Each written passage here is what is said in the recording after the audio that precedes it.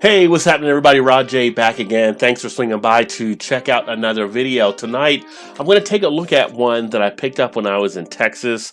This is actually from Wild Acre Brewing Company. It is their Cain.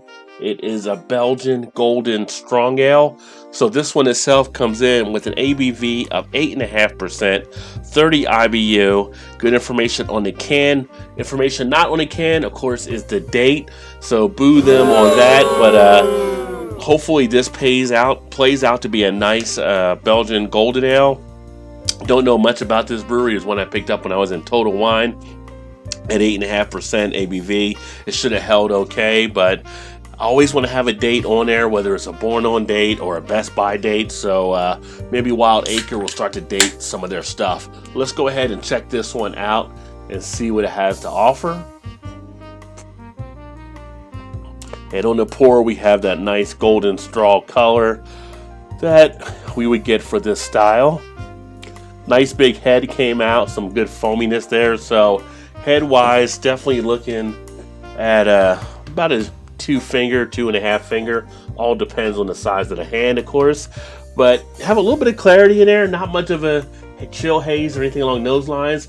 Now when I have a light behind it, I do pick up some of the carbonation that is racing up to the top there. Not overly carbonated, but do pick up some bubble action coming through on the camera. I'm not sure if it's coming through as clear, although you can see the clarity as you can see my hand on the other side. So let me take that off there and see if it picks up any of the bubbles. If not, it is what it is. But the head is a nice foamy head and is breaking down rather easily. Should maybe leave some lacing there on the glass, we'll see, but it sits pretty much as a dead on white color.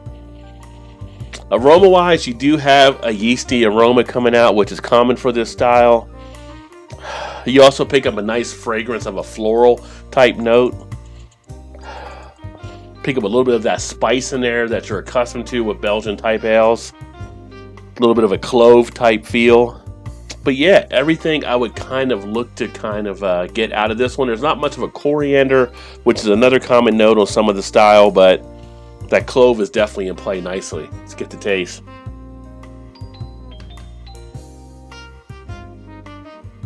It's got a nice body to it, a nice texture to it. Easily, those first few sips could have kept going.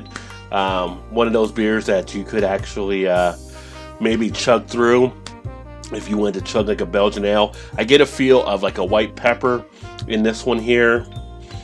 Very smooth on the back end, went down rather easily. Got a little bit of a scratchiness in the throat, but nothing really too bad at all. Nothing that really was off-putting about it. I get a little bit of flavor still left in the mouth. Duration's about average, but I can still feel it on the lips a little bit there. You can feel the bubbles on the tongue nicely from the carbonation in play. Not overly carbonated, but enough to give you that nice presence of the bubbles. Starting to feel a little bit more there in the cheek area. The booziness of it is pretty much hidden in the beer. 8.5%.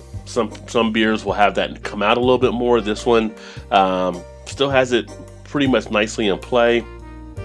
You get a nice sweetness there from the grains that were used in the making of the beer. But a little bit of a semi-dry appeal to it on the back end. A nice break from that initial to the finish. And overall, a decent enough beer.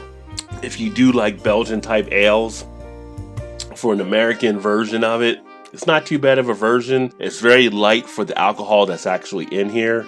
So I would definitely say could be a dangerous beer for a few people out there. But I do like it. No problem knocking this out. In fact, I'm going to stop drinking it now because I need to take a picture so I can put it on Untapped. But that is definitely one I would say give a try to if you like Belgian golden ales or things along those style. Again, this is the Cain from Wild Acre Brewing Company. And it is one for me that actually sits nicely for what you would expect from this type of beer, that I would give it a 4 out of 5. I wish they would have had a date on it again, but for the style and for what it's supposed to be and how it's supposed to represent, it's a nice representation of a nice Belgian strong golden ale, and those are styles that I do enjoy. So for me, the pleasure is a little bit more with it. And then I would say check it out. And if you have checked it out, let me know what you think of it. Put some comments in the comment section. That all being said, thanks for swinging by to check out another video. Look forward to catching up with you guys next time. Keep drinking those good craft beers. Remember, there's always time to get your beer on. Cheers, everybody. Oh, you didn't know?